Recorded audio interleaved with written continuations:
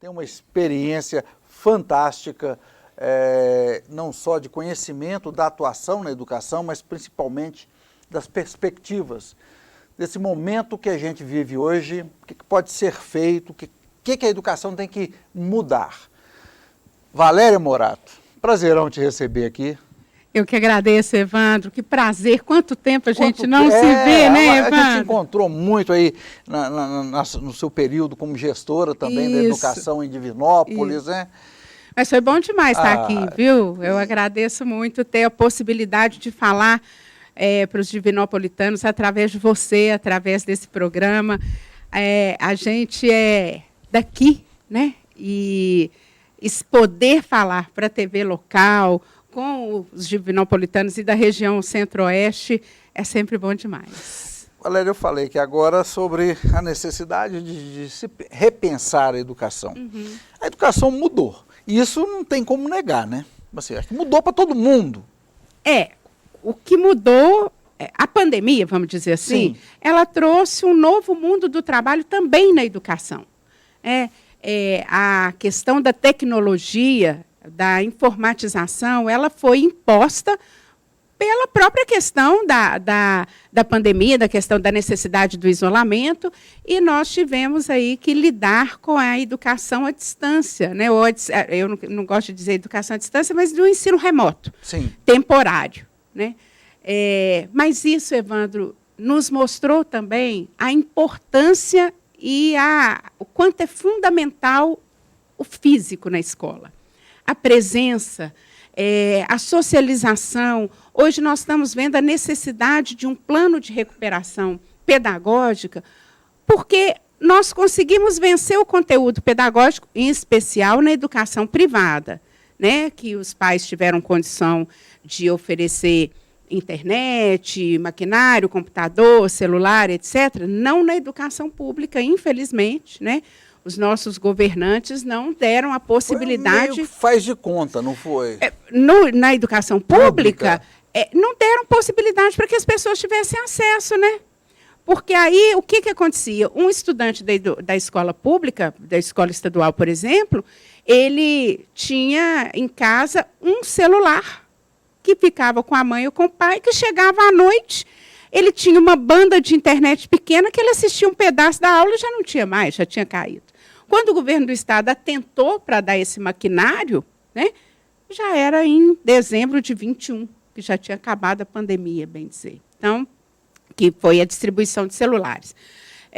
Nós fizemos um trabalho também de internet para todos, que a gente chamava, né, de acesso para todos, que foi junto com a União Estadual Estudantil, né, a UEE, e também a UJS, e também a UBS, né, que é a União Brasileira dos Estudantes Secundaristas, que são que as escolas da educação básica, são essas entidades que dirigem os estudantes na educação básica.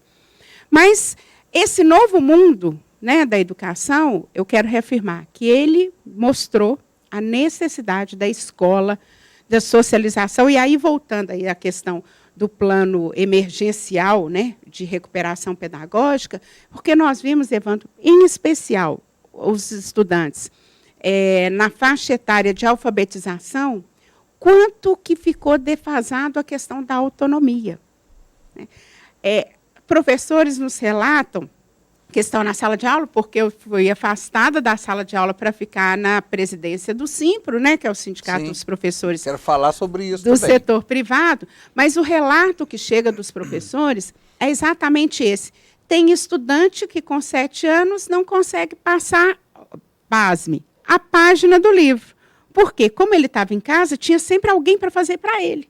E essa idade é a idade da construção da autonomia, da socialização, de dividir, de se virar, né? De aprender a se virar. As pessoas não fazem ideia, né? Só mesmo o educador. Eu falo isso de experiência própria, de casado, 25 anos como educadora, de saber. E minha esposa também de escola pública, educadora de escola pública e dos anos iniciais. Isso. Da gente saber o quanto é importante para aquela criança, aquela poder atividade. Poder passar o traço com a régua. né? Às vezes as pessoas não dão valor nisso, mas Isso. tem um significado. Poder ter o seu... coisa pequena do cotidiano. O lápis quebrou a ponta. Eu tenho o meu colega para me emprestar, mas eu tenho que me virar no apontar o lápis. O apontar o lápis Isso. é um movimento importante, Isso. né? Então, assim, essas questões ficaram muito prejudicadas na educação. E por isso nós estamos defendendo esse plano de recuperação pedagógica que não pode ficar só nas costas dos professores. Por quê? Porque voltou, né? Quem voltou para dentro da escola foi um cidadão, um estudante diferente. Um estudante que veio com todas essas defasagens pedagógicas, mas também defasagens emocionais, né, Evandro? Valéria, eu queria Quase aproveitar 700 isso. mil mortos. Exatamente. Eu queria aproveitar isso que você falou e já puxar para um outro segmento que eu queria nessa entrevista. É fundamental, nesse momento, porque aí as pessoas, pandemia, a gente está tendo esses novos casos, mas pandemia, o pior já passou, tal, tomara, graças a Deus, as coisas melhoraram. E a ciência? E a ciência. E, nesse momento, então, as crianças voltaram. Uhum.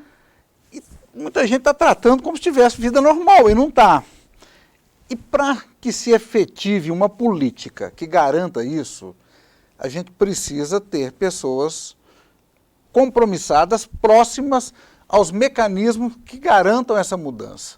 Precisamos de política pública. O que eu queria chegar? Você é pré-candidata.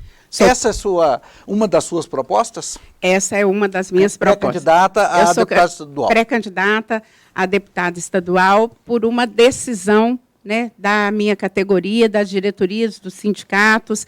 E eu digo dos sindicatos porque não é só do sindicato dos professores, mas dos sindicatos que pertencem à Central dos Trabalhadores e Trabalhadoras do Brasil, que é a CTB, que eu também presido, e que tirou como diretriz a eleição de representantes de fato da classe trabalhadora.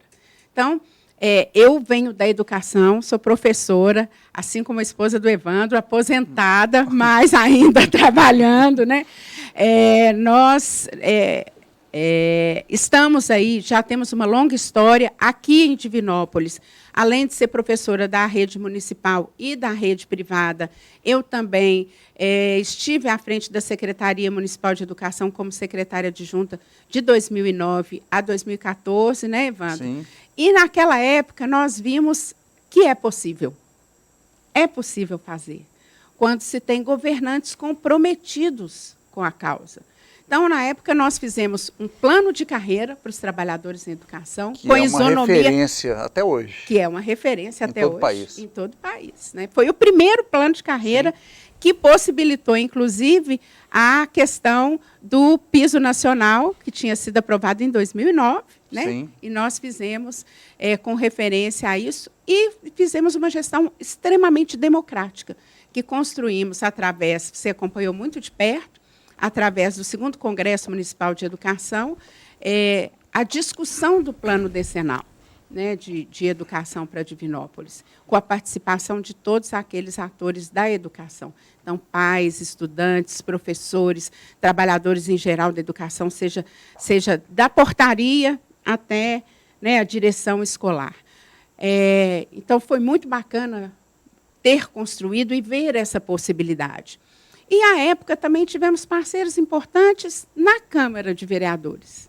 E, por isso, ter parceiros importantes na Assembleia Legislativa faz toda a diferença para os trabalhadores e trabalhadoras. Porque ou a gente barra projeto que vem retirar direito e, ao mesmo tempo, a gente propõe projetos, né, de leis que venham trazer benefícios para os trabalhadores e trabalhadoras. A sua pré-candidatura é uma pré-candidatura segmentada para os profissionais de educação, ou você amplia essa possibilidade? Por exemplo, a gente está falando de crianças, estamos falando de mães de crianças, eu falo mãe, claro, a gente tem os pais, mas isso é uma função que fica muito, a mãe, esse maior acompanhamento, que não sabe, que viu o filho que não está conseguindo acompanhar, né, essa evolução. Então, é uma candidatura que traz também esse apelo para as não só para a área educacional, mas para as famílias? A minha candidatura, Evandro, ela vem naturalmente do meu fazer. E qual é o meu fazer? é a defesa da educação pública de qualidade, gratuita para todos e todas, que seja inclusiva e que tenha acesso e permanência. Isso abarca não só os profissionais da educação, como toda a comunidade escolar, que foi o que fizemos aqui, enquanto estávamos na Secretaria de Educação. Ter a participação de todos, ouvir todos e defender o direito de todos. Então, o direito a acesso, a permanência, e por que eu digo isso? Porque não basta ter acesso se o adolescente tem a vaga, mas não consegue ficar porque tem que sair para trabalhar, porque os seus pais não têm como colocar comida dentro de casa e os adolescentes precisam trabalhar, precisam ajudar nas famílias, né, no sustento das famílias. Então, isso é acesso e permanência. Uma outra questão é essa pré-candidatura, por estar à frente da Secretaria da Central dos Trabalhadores e Trabalhadoras do Brasil, eu tenho dialogado muito com as trabalhadoras. Então, eu quero também tratar da pauta da mulher trabalhadora. Você quer ver uma coisa, Evandro? As primeiras a serem retiradas do mercado de trabalho quando tem uma crise são as mulheres. Tem a desculpa que a mulher engravida, que a mulher tem que faltar de serviço quando o filho adoece. Quando tem alguém doente na família, quem é retirada do trabalho para cuidar do doente? A mulher. Como é que fica a aposentadoria da mulher? Precisa ser diferenciada. Nós precisamos ter um olhar diferenciado para a mulher trabalhadora. E as políticas públicas não podem ser políticas públicas para as mulheres. Precisam ser políticas públicas para as famílias. Sim. Porque a responsabilidade do cuidado com o filho não pode ser só da mulher. Porque aí ela tem que abdicar do seu trabalho, tem que abdicar da sua carreira, né? E, com isso, chega na velhice, sem possibilidade de aposentadoria, de uma velhice digna. E, terceiro, a questão do trabalho digno, do trabalho decente. Não é o trabalho informal, não é o trabalho pejotizado, não é o trabalho informalizado, não é o trabalho uberizado, que é o que tem acontecido. Sim. Não, nós queremos trabalho com direitos, né, para os trabalhadores e trabalhadoras. E aí, Evandro, pegando um ganchinho, nós viemos aqui hoje também tratar um pouco disso. Eu consegui, junto com o Adson Ribeiro, nós conseguimos... Que vai estar com a gente daqui a pouquinho, logo após o intervalo. Que é presidente da federação, de partidos da qual a gente, né, está aí filiado. Nós conseguimos uma agenda para a CID junto à Gasmig. Por quê? Nós entendemos, o empresariado de Divinópolis queixa muito da necessidade de ter uma possibilidade de melhor tocar o seu investimento. E querem essa matriz sustentável, através da Gasmig, através do gás, né, da questão da implementação de um gasoduto em Divinópolis. Então, nós trouxemos hoje a possibilidade da vinda, né, do início desse diálogo aí entre a CID de Divinópolis e a Associação Comercial de Itaúna, que veio também, participaram alguns empresários. Foi muito legal, porque ele já tem um estudo, já tem prospecção de possibilidades de investimento nessa região, que vai trazer possibilidade de investimento, de geração de emprego e renda para os trabalhadores em toda a região centro-oeste. Olha, as pessoas, eu sempre falo que... A Valéria fala bem, né? Valéria, eu sempre falo que algumas questões em Divinópolis, não adianta chegar aqui e prometer fábrica de automóveis, sabe? Vamos fazer a fábrica 5.000 empregos. O desenvolvimento de Divinópolis passa por alguns eixos que, às vezes, não tem toda essa conotação de grandes empresas. Eu sempre bato na tecla de dois ou três. Primeiro, e você com essa pré-candidatura, semana que vem oficializando, semana que vem já, não é isso? Que se oficializa, depois do dia 2 que se oficializa, então, a candidatura, e estando na Assembleia, por favor, interceda junto ao governo, um convênio que foi mal feito lá atrás, e a gente paga muito por ele hoje, contrato mal feito da 0,50, e fica vou usar um termo antigo, peleja sobre quem é o responsável pela duplicação do trecho que não é urbano. a nascente é obrigada a duplicar na área urbana, aí você ainda continua pegando caminhão na rodovia e não anda. Então, desenvolvimento de Divinópolis passa, sim, por uma estrada duplicada até Belo Horizonte e tudo isso. E outra coisa é o gás. Né? Uma cidade siderúrgica. Uma cidade siderúrgica em que se utiliza energia elétrica. Isso. Caríssima. Metalúrgica, né? Metalurgia. O gás facilita muito, mas muito o desenvolvimento da cidade. Pois é. E foi por isso que eu numa conversa com a Alexandra, né, que é a presidenta da ACID, ela disse que da necessidade dessa agenda e nós tínhamos a possibilidade de conseguir e achamos de extrema importância, sabe, Evandro? Porque eu sou sindicalista, né, e as pessoas confundem, ou então colocam um rótulo na nossa cabeça que a gente é contra emprego, contra empresário. Pelo contrário, nós defendemos emprego, nós defendemos geração de emprego, defendemos impulsionamento. Sem o emprego não tem o sindicato? Não tem, e mais do que isso. E não tem trabalhador empregado que precisa dos seus direitos resguardados. Muito bem, Valéria, estamos caminhando para o final, a gente tem na sequência ainda mais um bate-papo importante. Eu queria agradecer a sua presença, imagino que você deva estar na correria, mas quem quiser falar com você, disso tudo que você falou, achei isso interessante, esse assunto me interessa, eu queria trocar uma ideia com a Valéria, como te encontrar? É isso, Evandro. A nossa candidatura, pré-candidatura, é uma pré-candidatura que pretende ouvir. Eu tenho andado muito, ouvido os trabalhadores, tenho ficado muito espantada com o que ouço, né? Por exemplo, a gente ouve de sindicatos de trabalhadores rurais, por exemplo, que eles recebem trator, sendo que não conseguem tocar o trator, que vai ficar lá enferrujando, e o que eles precisam é de uma política pública que dê insumos, semente e adubo. Simples assim. Né? Então, eu preciso ouvir para saber o que é preciso fazer, né? O que mais é preciso fazer. Eu tenho as minhas redes sociais, no Instagram, @Valéria Pérez Morato, ou através do programa, @Programa Trilhas do Saber. Estou à disposição para qualquer conversa, em qualquer momento, e eu preciso ouvir. É disso que faz o motivo, né, de eu ter aceito essa pré-candidatura, para que a gente possa ter e fazer um mandato, né, se Deus quiser, a partir de 2023, um mandato que seja um mandato mesmo que represente as mulheres, que defenda a educação, os trabalhadores na educação, as trabalhadoras na educação, e que represente o mundo do trabalho. Muito bem. Obrigada, Boa Evandro. sorte. Obrigada. A gente ainda vai se ver muito por aí. Vamos sim. A gente vai fazer um rápido intervalo, espaço aberto, volta em instantes.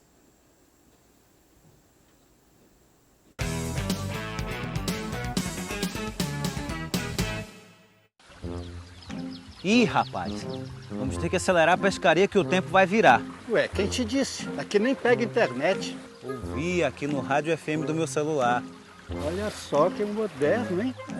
Curta o sinal do Rádio FM de graça no seu celular. É mais economia e comodidade para ouvir sua programação favorita. Veja os aparelhos que têm chip FM ativado em aberte.org.br/celulares. Uma campanha Aberte. Esse é o Alberto. Ele vai prender o ar para economizar oxigênio. Absurdo, mas é o que muitas marcas fazem quando não investem em comunicação. Marcas de sucesso nunca saem da mídia, mesmo na crise. E a economia só cresce se as empresas anunciam. Não é, Alberto? Alberto?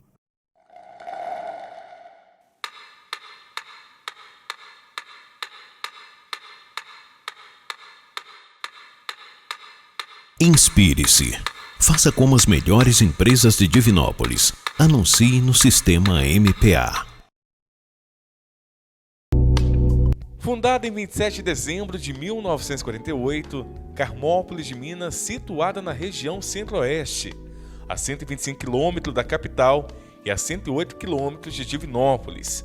Tradicional pela agricultura e a economia de suas empresas, e bem localizada às margens da Fernão Dias. Abençoada pela Virgem do Monte Carmelo em sua tradicional festa de Nossa Senhora do Carmo. Carmópolis, orgulho de Minas. Nas suas compras na rede ABC de supermercados, doe seu troco para o Instituto Helena Antipoff. Assim, você ajuda o Instituto a continuar atendendo as pessoas com deficiência intelectual e múltipla. Manifeste sua intenção ao caixa. Opção 3. Ajude-nos a ajudar.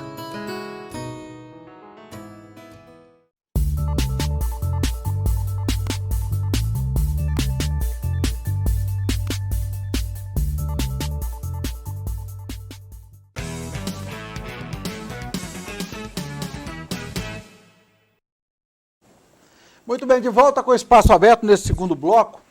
A gente segue com o nosso bate-papo e principalmente falando do desenvolvimento, pegando um gancho naquilo que foi falado no bloco anterior, quando a gente estava conversando com a Valéria, e eu achei muito interessante essa questão desenvolvimentista, que é uma carência muito grande hoje da região Centro-Oeste. Região Centro-Oeste que é uma região extremamente promissora, diversificada, mas que falta, às vezes, uma política que já foi ensaiada em algumas outras épocas, mas que precisa ser retomada. E nada melhor que falar com quem conhece disso, justamente pelo envolvimento com os municípios e os projetos desenvolvimentistas, né? Que é o Adson Ribeiro, que tem toda uma história com essa questão, esse trabalho. É um instituto, não é isso? É um Instituto Mineiro de Desenvolvimento das Cidades. Das cidades, né? O que é preciso para uma cidade se desenvolver? A pessoa chega aqui em Divinópolis, por exemplo, e fala, pô, essa cidade já cresceu, já desenvolveu. Mas isso é um processo contínuo e que gera demandas para se manter. Primeiro, boa tarde, né? Claro. Prazer recebê-lo aqui em Divinópolis. Boa tarde, Evandro. É um prazer participar aqui do teu programa e falar também para os seus telespectadores. E dizer isso, eu fiz parte, né, de uma secretaria, fui secretário de uma secretaria importante aqui no estado de Minas Gerais, que é a Secretaria de Desenvolvimento Integrado e Fóruns Regionais, que visava exatamente discutir com as regiões de Minas o desenvolvimento.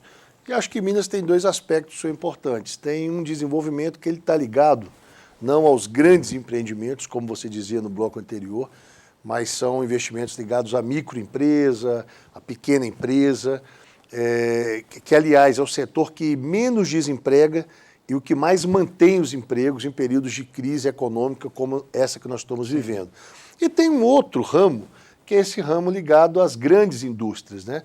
E nós, com os fóruns regionais de governo, na época em que eu era secretário, nós identificamos essas principais demandas nas regiões brasileiras, mineiras. Aqui em Divinópolis, você bem disse, você tem um problema estrutural, por exemplo, como a chegada do gás encanado, o que vai fazer com que as empresas tenham uma competitividade maior, que possam ter resultados econômicos maior, mas eu acho que isso está inserido num pano de fundo, que é um problema de um projeto nacional de desenvolvimento para o Brasil, que eu acho que Minas não tem, né? Ou seja, eu acho que o governador Romeu Zema, ele não traz para Minas uma visão desenvolvimentista, né? Ele não compreende o desenvolvimento de Minas baseado no desenvolvimento científico e tecnológico, no papel das universidades, no papel das novas tecnologias. Por exemplo, hoje nós tivemos um debate aqui pela manhã com a Gasmig. Você sabe que a dona da Gasmig é a CEMIG, né? Sim.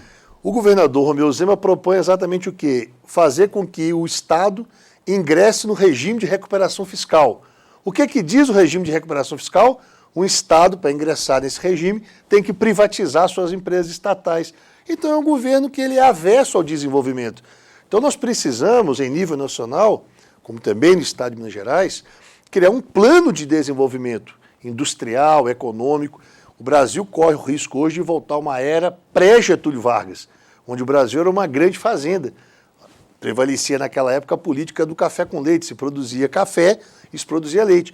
Nós estamos vivendo um período parecido. Então é por isso que nós precisamos reencontrar um caminho de desenvolvimento que tem a ver com fortalecer sim os pequenos negócios, o empreendedor, o pequeno empresário, porque esse gera emprego, mas pensar também no desenvolvimento industrial da indústria de ponta, da química fina, de setores que... Fugir de commodities, porque qual é o problema? O problema é que o Minas hoje, ele exporta minério de ferro e exporta café.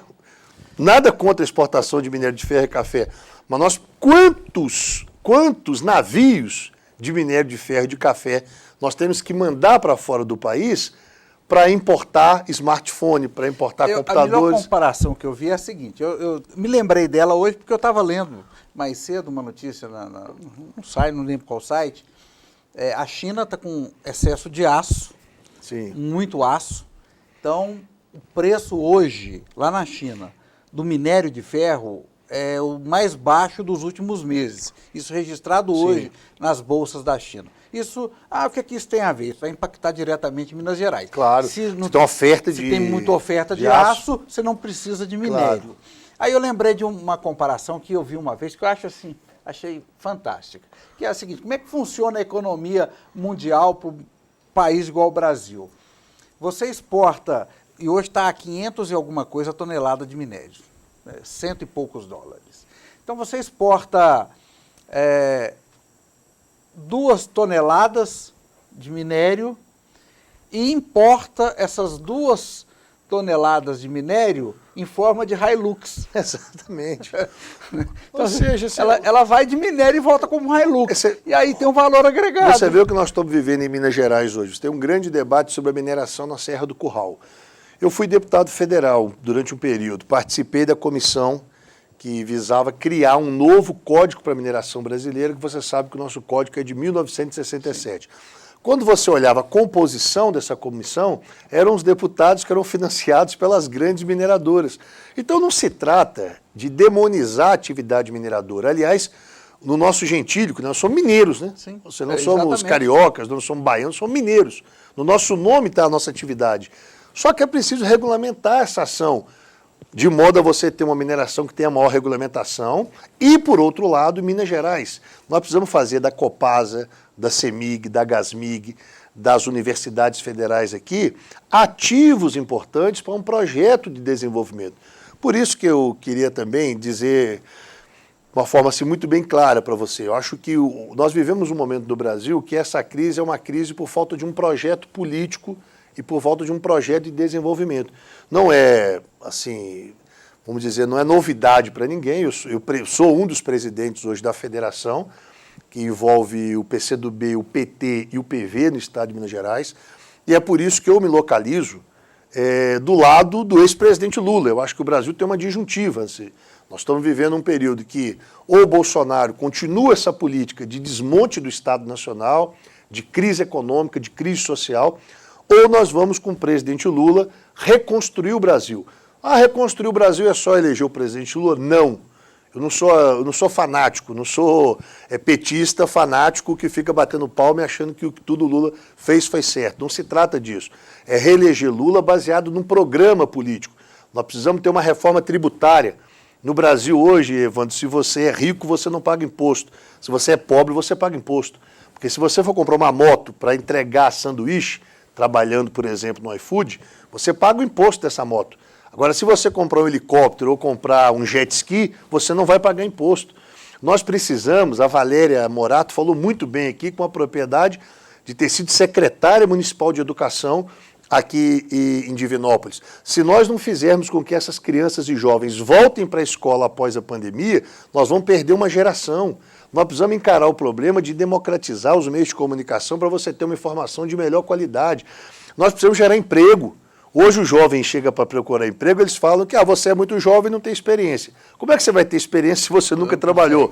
Se passa dos 40 anos, você já está, entre aspas, velho para o mercado de trabalho. Isso é conversa fiada. O problema disso tudo é que o Brasil não consegue se desenvolver. Como é que você desenvolve o Brasil com uma gasolina custando a R$8, com diesel tendo um aumento de 14 e poucos %, com 50 milhões de pessoas trabalhando na informalidade, com 12% dos brasileiros desempregados? Então nós precisamos reconstruir o Brasil. E eu não tenho dúvida que quando essa reconstrução for feita, espero eu a partir de 3 meses com a eleição novamente do ex-presidente Lula e o vice Geraldo Alckmin, Divinópolis vai se beneficiar muito desse período, porque ela já tem as bases montadas. Eu fui hoje no Distrito Industrial. Quantas cidades de Minas Gerais têm um Distrito Industrial daquele? Quantas cidades de Minas Gerais têm um sistema de universidades como aqui, uma população como aqui? Agora, por que ele não dá um salto de qualidade ainda maior? Porque são questões que não dependem mais nem da cidade de Divinópolis e tampouco do Estado de Minas Gerais. É preciso ter uma mudança macro no país, de orientação política, de macroeconomia, de você estimular o mercado interno, estimular a indústria nacional. Você falou de importação de commodities.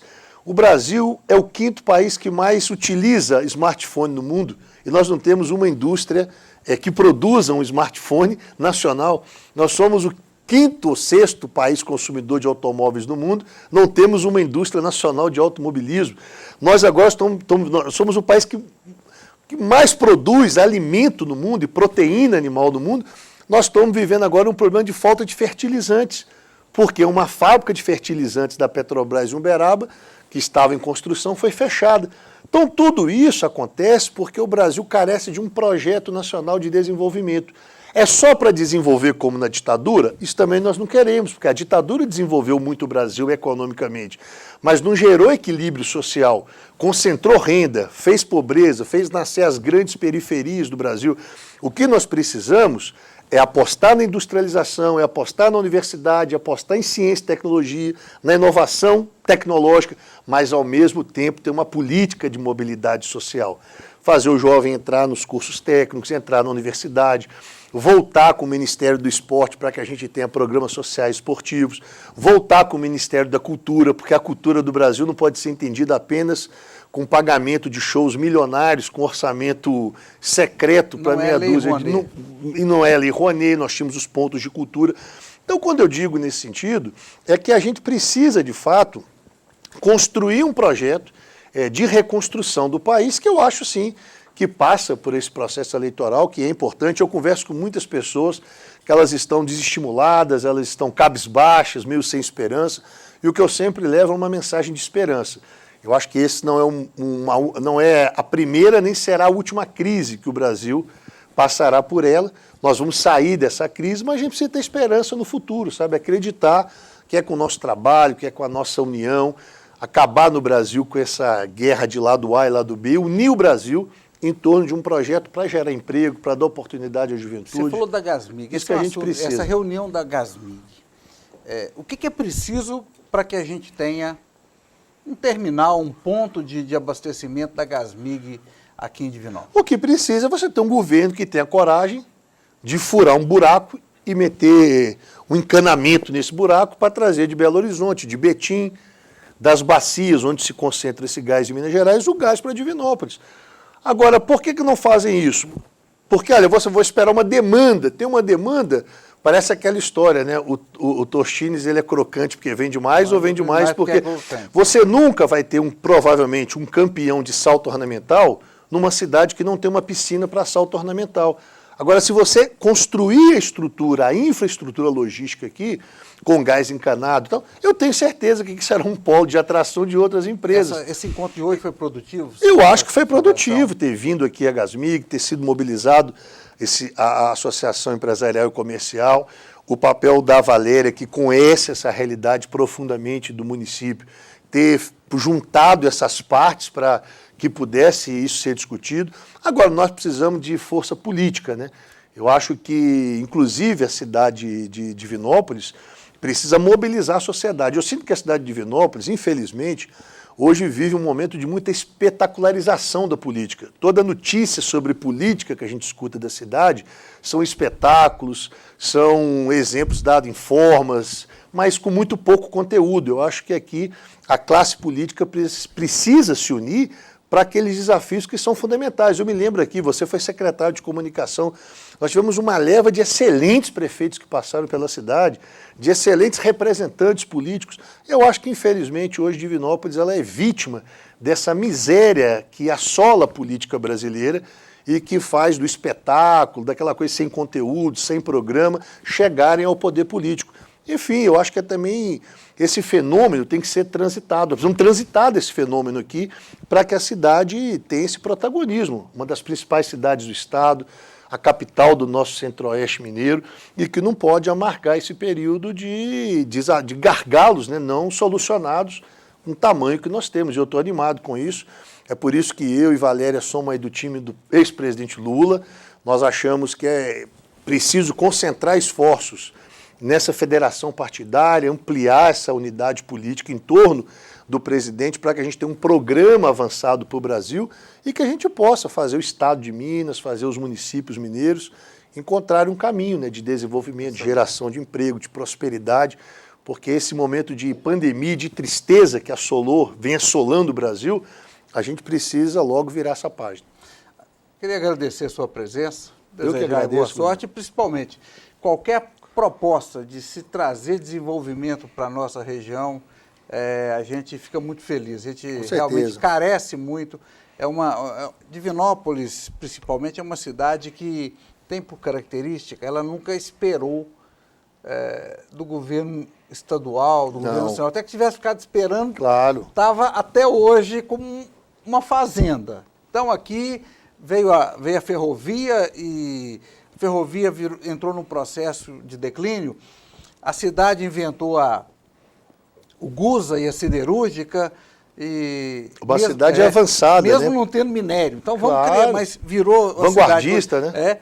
O Gusa entrou em declínio, veio a confecção, por conta também das pessoas. Divinópolis é como o povo brasileiro, está sempre se reinventando, né? E aí a confecção caiu, virou uma cidade de serviço, de educação, de tudo isso. Claro. Então, qualquer possibilidade de desenvolvimento para a gente é fundamental. Mas aqui são muitas, né? Porque ela é bem localizada geograficamente, tem uma malha viária muito boa, ferroviária muito boa, tem uma população e no seu entorno também bastante capacitada. Né? Então tem as condições, né?